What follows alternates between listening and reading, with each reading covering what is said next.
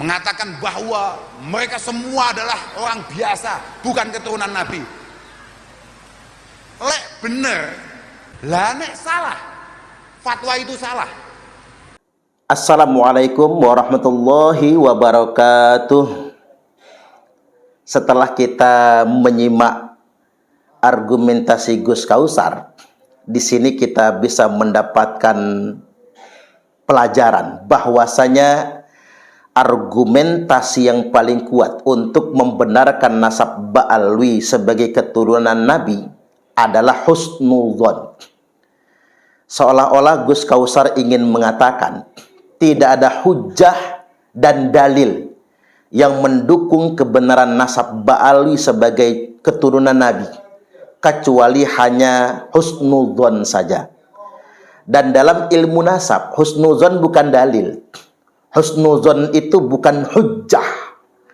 Bahkan dalam ilmu nasab, husnudzon adalah nilai yang paling rendah sebetulnya.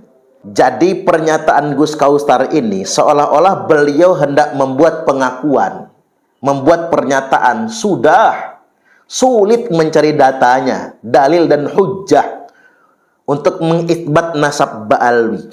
Apalagi kitab sezaman, apalagi kitab selama 5 abad setengah lebih lamanya, atau mencari dalil-dalil dan hujjah yang lainnya, apalagi tes DNA. Paling banter yang bisa dilakukan adalah sekedar husnudzon. Dan saya ingin tegaskan bahwasanya husnudzon adalah sesuatu yang paling lemah ketika untuk membuktikan nasab. Saya ingin menegaskan bahwasanya husnudzon itu bukan dalil, bukan hujjah dalam penetapan nasab. Dalam itsbat nasab, husnudzon bukan dalil, husnudzon bukan hujjah. Ya, kalaupun ingin dianggap sebagai dalil, itu sangat lemah sekali. Coba kita ingin mengutip pernyataan Imam Qalyubi dalam kitab Hasyiah Qalyubi tentang memilah hujjah atau dalil yang lemah tersebut. Jadi begini,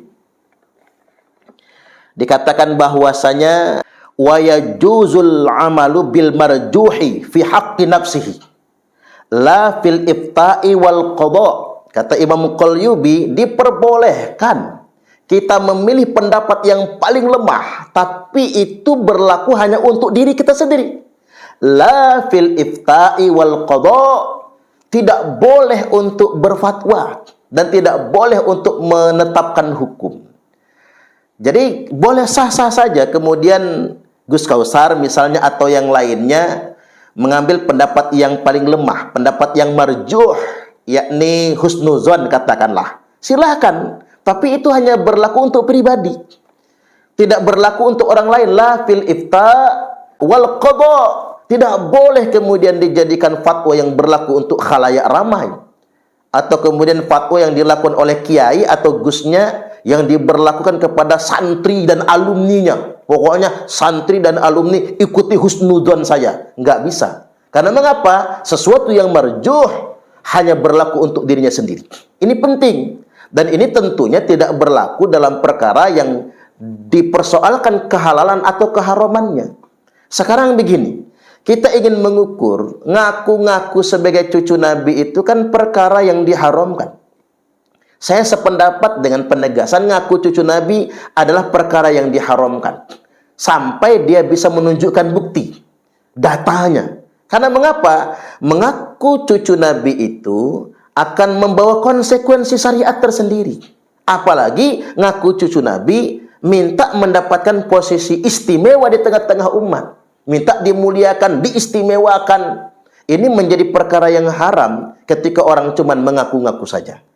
Jadi di sini kita bisa mendapat pembelajaran sebetulnya, informasi yang sangat berharga sekali, bahwasanya Bani Ba'alwi yang dinasabkan kepada Rasulullah sallallahu alaihi wasallam dalilnya hanya husnudzon. Walaupun kita menganggap itu semua bukan dalil. Apalagi atas nama husnudzon kemudian lantas memerintahkan kepada santri, lalu memerintahkan kepada alumni atau khalayak ramai untuk taklid. Padahal sudah ada dalil yang jelas, hujjah yang diungkapkan oleh Kiai Imad bahwasanya Bani Ba'alwi tidak tersambung nasabnya kepada Rasulullah sallallahu alaihi wasallam. Makanya ada penegasan at-taqlidu ba'da zuhuril hujjati wad dalili haram. Taklid, sekedar ikut-ikutan saja setelah adanya dalil dan hujjah, haram hukumnya. Ini sudah ada hujjah nih, sudah ada dalil yang menegaskan Bani Ba'alwi nasabnya tidak tersambung kepada Nabi. Lantas kemudian kita masih ingin menggunakan husnudzon untuk mengajak umat taklid. Nggak bisa demikian. Taklid seperti ini haram. Apalagi bagi orang yang berilmu, orang yang mampu berdalil, orang yang mampu berhujjah, tidak boleh taklid. Dia harus meneliti dan dia harus menggali. Kemudian ada pernyataan begini, lebih baik salah mencintai daripada salah membenci. Ini salah kalimatnya, diksinya nggak begitu. Salah mencintai lebih baik daripada salah Membenci. Lebih ini orang dicintai. Repot. Mah hamba nggak perlu dalil. Mah hamba cinta nggak perlu dalil, mah cinta palsu. Iya. Terutama para gadis-gadis belia, awas, jangan salah mencintai. Karena mengapa? Kalau Anda salah mencintai, Anda akan benar-benar sakit hati. Ini sama kayak orang begini nih, ngaku-ngaku Imam Mahdi. Ada seorang yang mungkin alim, kepakaran tertentu, lalu dia mengaku Imam Mahdi. Tetapi dia sendiri tidak bisa menunjukkan dalil dan hujah, dia ini Imam Mahdi betulan atau bukan. Lantas kemudian kita mengatakan, atas nama husnuzon lah, baik sangka, lebih baik kita baik sangka saja. Lebih baik salah mencintai daripada salah membenci. Nggak bisa, rusak akidah umat kalau ini kemudian dilekatkan untuk perkara ini.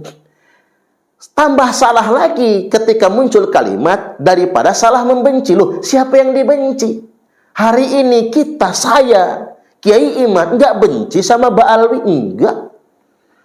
Benci itu kata-kata pejoratif. Benci itu penyakit hati, saudara. Benci itu nggak boleh. Kita nggak boleh saling membenci, tapi saling mengingatkan. Apa yang dilakukan hari ini oleh Kiai Imad, Gus Abbas, Kiai Marzuki Mustamar, Gus Muwafiq, Kiai Nur Ihya, ulama-ulama di Nusantara yang sudah mulai membangun penyadaran ini, itu bukan karena benci, tapi watawasau bil haqq watawasau bis sabr. Dalam rangka saling menasehati, saling mengingatkan demi kebenaran. Kebenaran harus diungkap. Kalau bukan cucu Nabi, ya jangan ngaku-ngaku. Nah, ketika orang kemudian mengungkapkan, barangkali mungkin anak cucu Ba'alwi hari ini karena pengaruh doktrin dari leluhur mereka, mereka yakin betul sebagai cucu Nabi. Ya, kita juga memaklumi itu. Ya, karena turun-temurun dikatakan, lu cucu Nabi, kamu cucu Nabi, kamu cucu Nabi. Karena indoktrinasi yang dibangun bertahun-tahun lamanya, berabad-abad lamanya, mungkin akhirnya mereka percaya. Justru kita harus berterima kasih dengan yang mengungkapkan, Anda bukan cucu Nabi loh, karena nggak ada datanya, nggak ada dalilnya, nggak ada hujahnya, bukan cucu Nabi. Dan mestinya kita berterima kasih kepada yang memberi petunjuk. Lu apa jadi rugi kita? Yang tadinya kita menganggap diri kita cucu Nabi, di kemudian hari kemudian bukan, nggak rugi, karena kita tetap menjadi umat Nabi. Kita tetap dalam iman kita, dalam Islam kita, dalam ketaatan kita, dalam ibadah kita, nggak ada ruginya. Ini dalam rangka saling menasihati satu sama lainnya. Ada juga kemudian yang menjadikan ulama sebagai bemper. Apa yang saya maksudkan menjadikan ulama sebagai bemper? Nyebut Mbah Mun Al-Maghfur lah, Mbah Maimun Zubair, nyebut Kiai Haji Hasyim As'ari, nyebut Syekh Nawawi. Padahal ulama-ulama yang disebutkan tersebut tidak pernah mengisbat nasab Ba'alwi. Nggak pernah tuh. Mereka, beliau hanya berkomentar saja terkait dengan kitab yang disarah. Ya wajar dong kemudian berkomentar, tapi tidak tentang nasab mereka. Nggak ada satupun yang kemudian mengisbat. Mohon jangan jadikan ulama-ulama sebagai bemper. Kayak pernyataan begini, mari kita muliakan kiai, mari kita muliakan ulama, mari kita muliakan Habib. Ujung-ujungnya kan ke sana. Ini yang disebut dengan hidden message. Ada pesan rahasia, ecek-eceknya memuliakan kiai, ecek-eceknya bela ulama, tapi ujung-ujungnya nanti muaranya kepada Habib juga. Jangan sampai sedemikian rupa. Ini penting untuk kita garis bawahi. Mulai hari ini kajian ini akan terus disebarkan.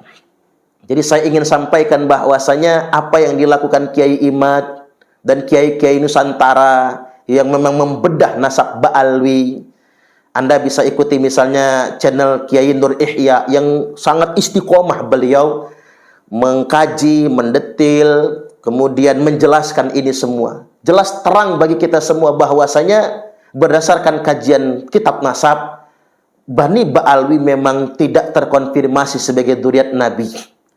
Ditambah lagi dengan tes DNA.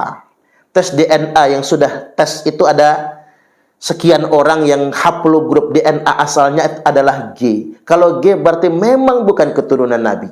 Jangankan keturunan Nabi, orang Arab saja bukan. Orang Quraisy juga bukan. Jadi justru yang dilakukan oleh para ulama ini untuk menyelamatkan kita, menyelamatkan Bani Ba'alwi agar berhenti mengaku sebagai cucu Nabi.